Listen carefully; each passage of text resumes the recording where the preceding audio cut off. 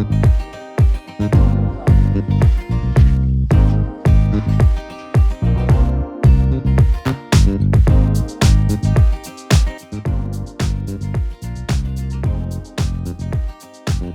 นี้เฮาอยู่ในพื้นที่ของจังหวัดอุบลราชธานีนะครับอยู่ที่ม่วง30อยู่ที่สวนจันหอมนะครับเดี๋ยวเฮามาคุยกับน้องคนนี้เป็นน้องที่ค่อนข้างที่สนิทกันเลยนะครับอยู่ที่ม่วง30เคยออกค่ายแล้วก็เรียนมาเหมือนกันนะครับหลังจากนั้นเขาก็หันหลังให้กับเมืองแล้วก็มาอยู่ในพื้นที่เดี๋ยวให้น้องแนะนำผมครับครับสวัสดีครับผมนายสุรศรีจันหอมนะครับชื่อเล่นเอครับเป็นเจ้าของสวนจันหอมครับผมห่างจากตัวเมือง40 กิโลครับ40 กิโลครับตอนนี้พื้นที่สวนเฮาเห็นยังไงตอนนี้พื้นที่สวนก็จะปลูกเป็นพวกหอมแดงนะครับหอมแดงแล้วก็ผักสวนครัวทั่วไปแล้วก็จะมีเปิดเป็นคาเฟ่เล็กๆครับจะมีพิซซ่ากับกาแฟแล้วก็สเต็กครับเฮาเฮ็ดเองบ่เลยบ่ใช่ครับทำเองทั้งหมดเลยครับผมของเฮาอยู่นี่มันเนื้อที่มันจักไรเนื้อที่ทั้งหมด16 ไร่ครับแบ่งเป็นหน้า10 ไร่เป็นสวนอีก6 ไร่พื้นที่ที่ใช้เป็นคาเฟ่ของเฮานี่มันประมาณจักไร2 ไร่ครับ2 ไร่เฮาเฮ็ดมาจากปีเลยทำเฮ็ดมาประมาณ7 ปีครับเฮาจบด้านนี้มาจ้ะบ่ครับจบวิทยาการคอมพิวเตอร์มาจากราชภัฏอุบลเราคือเลือกมาเฮ็ดจังซี่เป็นสิ่งที่พ่อแม่เฮ็ดมาแล้วก็สามารถส่งเฮาเรียนจบปริญญาแบบบ่ต้องกู้ยืมนะครับกู้ยืมมันสามารถเฮ็ดให้เฮามีรายได้ที่แท้จริงก็เลยลองกลับมาเฮ็ดเบิ่งครับเฮาจบมาแล้วเข้าไปเฮ็ดงานหม้องอื่นเลยหรือว่าเข้ามาจบมาแล้วเข้ามาเฮ็ดตัวนี้เลยจบมาก็มาเฮ็ดนี้เลยครับมาเฮ็ดนี้เลยมาพัฒนาต่อยอดต่อจากที่แม่ปลูกเป็นพืชเชิงเดียวครับผมก็มาเปลี่ยนแบบเป็นผสมผสานมีไม้ผลไม้ยืนต้นพวกผักสลัดผักสวนครัวครับมะเขือเทศตอนนี้มีสตรอเบอรี่นะครับที่กำลังลองเฮ็ดเบิ่งก้อนนั้นแม่เฮาปลูกอีหยังเป็นหยังตอนนั้นก้อนนั้นเป็นเฮ็ดเชิงเดียวเป็นหอมแดงครับหอมแดงอย่างเดียวเลยแต่ก็เป็นที่หน้าแต่ปลูกเป็นหอมแดงแม่นครับเป็นพืชหลังหน้าของเพิ่นได้ปลูกเขาบ่ปลูกครับปลูกเพราะได้กินเนาะแม่นครับปลูกเพื่อได้กินหลังจากนั้นเฮาก็มาปลูกอย่างนี้ของเฮาที่เป็นสวนของเฮาเองที่เป็นจุดขายของสวนเฮาเลยต้นจุดขายช่วงแรกก็เป็นสลัดนะครับช่วงเฮ็ดใหม่ๆคนก็ยังบ่ค่อยฮู้จักสลัดฮู้จักแต่ผักกาดหอมผมก็เริ่มเอาสลัดได้หลายแบบเข้ามาพวกคอร์สพวกมินิคอร์สพวกชิ้นโอกเข้ามาครับแล้วก็มีของเกาหลีเข้ามานำถือว่าเป็นจุดแรกบ่ในพื้นที่นี้ที่เอาผักพวกนี้เข้ามาแม่นครับนะเป็นจุดแรกเลยครับการตลาดในส่วนนั้นเป็นจังได๋เนี่ยก็ตอบรับดีครับเพราะว่าช่วงแรกของมันใหม่ของแปลกคนบ่ทันรู้จักมันก็ตามกระแสแม่นครับแต่เฮาก็พลิกไปเรื่อยแม่นครับตอนนี้เฮามีหยังแน่ตอนนี้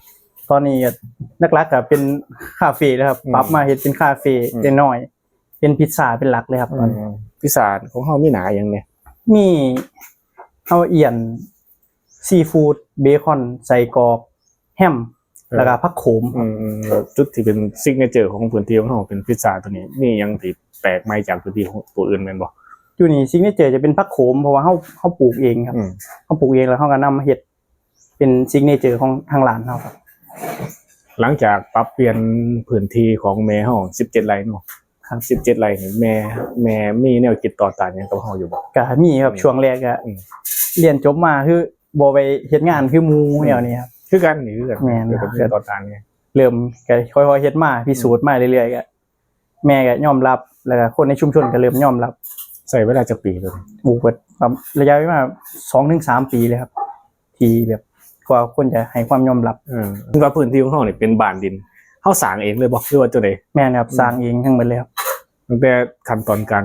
ตั้งแต่ปั้นเป็นก้อนอิฐแล้วก็ก่อฉาบนะครับเฮาไปได้ความรู้ตัวนี้มันจะใส่ก็เรียนรู้จากอยู่เราเสือโกกนำแล้วก็ศึกษาข้อมูลต่อจากในพวก YouTube นะครับทั่วไปแล้วก็ปรับใช้ในแบบที่เจ้าของคิดมาก็ปรับไปเรื่อยๆให้มันดีที่เห็นเป็นดินพวกนี้เนี่ยคือเฮาเฮ็ดเองเบิดเลยแม่นครับผมส่วนผสมของดินที่เฮาเอามาปั้นพวกนี้น่ะมันใส่หยังเนี่ยก็จะมีดินจอมปลวกนะครับหรือว่าดินโพนบ้านเฮาแล้วก็มีแกบมีน้ำครับแค่นี้ครับแล้วก็ ตีให้มันเข้ากันยำให้มันเข้ากันแล้วก็ ความ อัดเป็นบล็อกมา ครับแล้วความคงทนยังมันประมาณใด เขาว่าไอ้400 ปีครับแกก็บ่ฮู้ว่าสิอยู่ได้เบิ่งบ่ฮอด400 ปี ก็เป็นถือว่าเป็นหมองแรกบ่ในพื้นที่อำเภอม่วง30ที่เป็นคาเฟ่ดินจังซี่ น่าจะแม่นครับน่าจะเป็นพื้นที่แรกเพราะว่ายังเพิ่นมองกับว่านั้นเห็นไผมีครับ บ่ อยู่ได้ครับ ก็อยู่ได้ อยู่ได้ก็สบายอยู่ครับ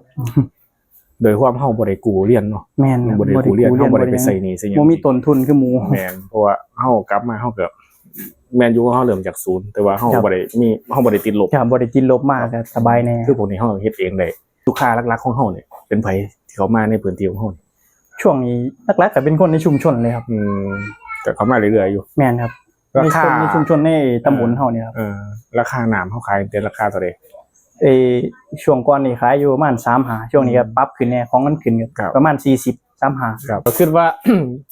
การเฮ็ดพิซซ่าเฮาแล้วก็เฮ็ดน้ำของเฮานี่คิดว่ามันสิ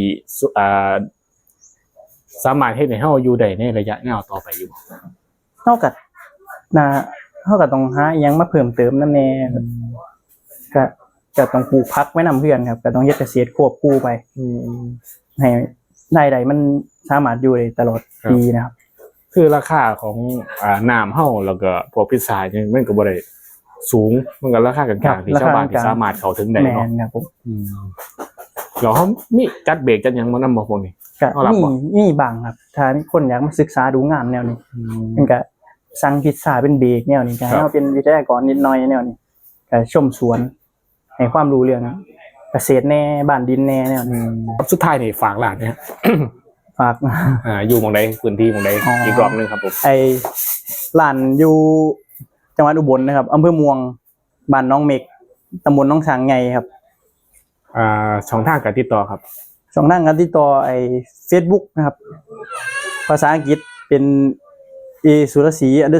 แล้วก็สุรศรีจันหอม ครับเดี๋ยวขึ้นให้ ครับผม ครับสุดท้ายนี่ก็คือ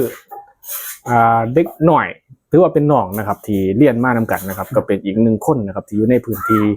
ของอำเภอม่วง30จังหวัดอุบลราชธานีแล้วก็เป็นเฮ็ดธุรกิจเป็นของเจ้าของนะครับในพื้นที่ของตัวเองนะครับในก็บ่จำเป็นว่าต้องมีพื้นที่หลายนะครับ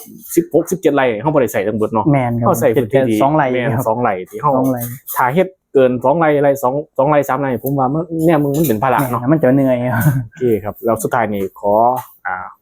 จบลงเพียงเท่านี้จะได้ก็กดไลค์กดแชร์กดติดตามช่องให้นำครับ จะได้ขอบคุณสำหรับการรับชมรายการที่ตามครับ ครั